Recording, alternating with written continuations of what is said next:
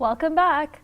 We now continue our journey through the life of Prophet Muhammad, peace be upon him, picking up from where we left off in a previous episode. We had touched briefly on the Treaty of Hudaybiyah. Why is the treaty significant, and what important events did it lead to in the life of the Prophet? Joining me is Dr. Shabir Ali to help us continue this journey through the life of the Prophet. Welcome to the show, Dr. Shabir. Pleasure to be on. So let's get right into it. What was the peace treaty of Hudaybiyah, and why is it important? In the 6th year after the Prophet Muhammad, peace be upon him, had migrated from his hometown and went to live in peace in Medina, he now set out for a journey back to Mecca, the town from which who was previously driven out. And his purpose was to perform a minor pilgrimage. We know there's a major pilgrimage that happens at a set time in the year, when about 2 million Muslims nowadays gather in Mecca for the performance of that pilgrimage. But then a minor pilgrimage can be made at any other time during the year. The Prophet Muhammad, peace be upon him, had thus set out to perform a minor pilgrimage. So he and his band of followers on this pilgrimage, dressed in pilgrim's garb, were stopped short. They could not enter the city of Mecca. They had to camp at a place called Hudaybiyah, and there they entered into negotiations with their opponents, who prevented them from entering the city, and that came to be known as the Treaty of Hudaybiyah. So from the sound of it, it sounds like this also led to the concept that we know of, which is the opening of Mecca. So can you tell us a little bit about that? Yes, the Treaty of Hudaybiyah actually has important significance for what would follow, and for what you refer to as the opening, which we can describe in detail. But if you allow me, I'll say a little bit more about this treaty. The treaty appeared to be one-sided. To begin with, as we know nowadays, there is religious freedom, and it rubs against our sensitivity to say that you're blocking somebody from entering a place of worship. So this is essentially what the non-Muslims were doing to the Muslims at that time. They were blocking them from entering the sacred precincts where they can perform their religious rites. And this is unacceptable, obviously, but the Prophet Muhammad, peace be upon him, accepted that, and he wanted to move forward with a peace treaty, though his followers found that this is unacceptable. How could it be like this? Why should the Prophet Muhammad, peace be upon him, be entering into a peace treaty? If they block us, we should go in fighting. But the Prophet Muhammad, peace be upon him, said, no, let's do this. And now the entering into the treaty by itself was hard for the Muslims to accept, but at the same time, the Prophet, peace be upon him, went further than this, and he accepted clauses in the treaty which further aggravated his Muslim followers. But by all of this, he showed himself to be a sage leader, and he was seeking peace by every reasonable means possible. So as part of the treaty, it was stipulated that if one of the Muslims who had joined the Prophet Muhammad, peace be upon him, now decided he doesn't want to stay with the Prophet anymore, he wants to go back to the Meccans, then he would be allowed to do so. But if one of the Meccans during the period of the treaty should suddenly think, oh, well, wait a minute, Islam looks like a good idea, I want to be a Muslim and I want to join the Prophet Muhammad, now that person would not be allowed to join. So it's a one-sided affair, like this, the valve where people flow one way but not the other. And other such stipulations made it difficult for the Muslims initially to see the benefit of this. It looks almost like a sellout. How could the Prophet make this kind of arrangement with the enemy? But the Prophet, peace be upon him, established the treaty. Now, the treaty remained in force for 17 months thereafter, until the non-Muslims broke the treaty. And within those 17 months, the historians now relate that more people entered the faith of Islam than had entered the faith of Islam in the 17 years before that of the Prophet Muhammad, peace be upon him, preaching.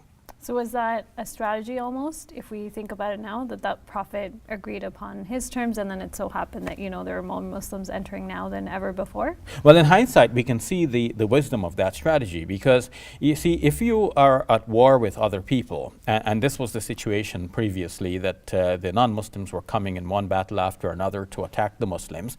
Now the Muslims had gained some strength after the Battle of the Trench, which is called the Battle of the Allies, had failed. The non-Muslims. They came in a large allied force to snuff out the Muslim population, but they failed in that attempt. So now it comes to be known that the Muslims are a force to be reckoned with.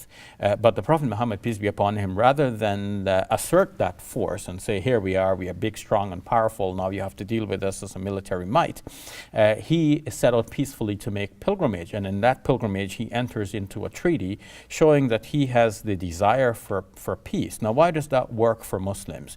You see, Islam is a message to the world, and if that message is to be conveyed to other nations and to other people, then it has to be conveyed in peaceful circumstances. If there is war going on, then people hardly stop to think about a message about religion. People respond to a fight or flight mechanism, a kind of automatic response. If they can fight you, they stay and fight. If they can't, they flee.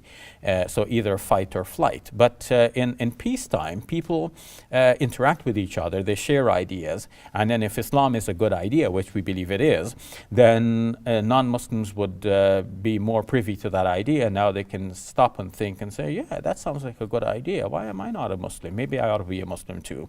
And this is what happened in those 17 months. Non-Muslims were thinking about Islam, and they were becoming Muslims. So it is said by one historian that when the Prophet, peace be upon him, took his followers on this pilgrimage to Hudaybiyah, or when he was stopped at Hudaybiyah, on that Umrah trip, he had only 1,400 followers. But a couple of years later, when he entered Mecca during the opening, he had 10,000 followers with him. So we went from 1,400 all the way to 10,000, and that showed a very rapid expansionary or inflationary expansion of the Muslim community. Were there any specific surahs revealed during this time that promoted the Prophet's opening or his approach to the treaty that he took? Yes, the 40th chapter of the Quran is referred to as the chapter of the opening, Surah Al-Fath. And that chapter begins by saying, Inna fatahna laka fatham mubina. We have granted you a clear victory. Now, the victory that this chapter referred to would not have been immediately apparent because only a treaty had been signed. But it would turn out that the victory or the opening which God had now prescribed for Muslims and granted them would have been the opening of Mecca, which was previously closed to the Muslims, but now would be open for Muslims to come in there and be free to practice their faith, as people are now largely free to practice their faith in most developed nations. I know you talked a little bit about, what does this have to do with us today and an emphasis on peace, but I'm just wondering if you could elaborate a little bit on that. So is the idea just taking the example of the way the Prophet signed on the Treaty of Hudaybiyah, it was one-sided, but he signed off on it. So is that, the approach that we should be taking given the times that we're living in, even though we know something might be one-sided, where we're peaceful and so we're going to accept it and then, deal with the situation at the time and respond that way? Or what other lessons can we extract from this? I think you summed it up nicely, even though you were asking questions. But the point is well taken. Yes, this is basically the Muslim objective, to establish peace. And sometimes peace comes at a cost. Sometimes you have to compromise. Some pills are bitter, hard to swallow. But you grin and bear some things because you feel that there is a bigger, greater objective. If you establish peace, that is what our religion is about, and our religion is peace. And when peace is everywhere, that is our religion. When justice is established, that is our religion. The Quran says that God sent prophets to establish justice among human beings. So if we are representatives of the prophets, we want justice to be established, and justice is established through peace. So we sometimes compromise to allow for this broader objective and this most significant objective to be achieved. At the same time, there are reasonable limits to most things. So some people say there is no peace without justice, and sometimes it is necessary that peace and justice go hand in hand and be established together. So we must not turn a blind eye to considerations of justice. At the same time, we should do what we can to establish peace together with justice. Thank you very much, Dr. Shabir. You're welcome.